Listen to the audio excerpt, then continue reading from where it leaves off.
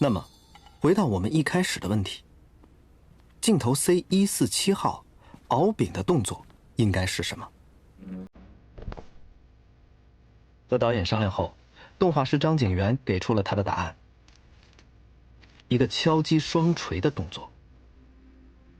他的關鍵動作如下：從準備動作開始，往左邊去拿錘子，身體彎下去，把錘子舉起來，敲打一下，彈出來，結束。接着，他會寫一張綠表給手下的中間張畫師。綠表標注了每個關鍵動作之間要加幾張過渡畫面，以此來設計動作的節奏。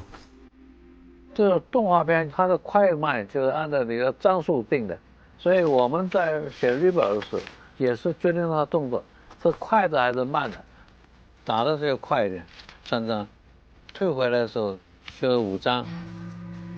實際動作完以後交給作畫監督，導演也看了，可以發給動畫都按照你的要求，中間畫都按照你的畫。然後，我們得到了一段完整的動畫。到這裡，這段動畫就完成了嗎？不，它還要描線、上色、繪制背景，再將层层的赛璐璐片在攝影台上合成、拍攝、剪輯，然後配音、配樂。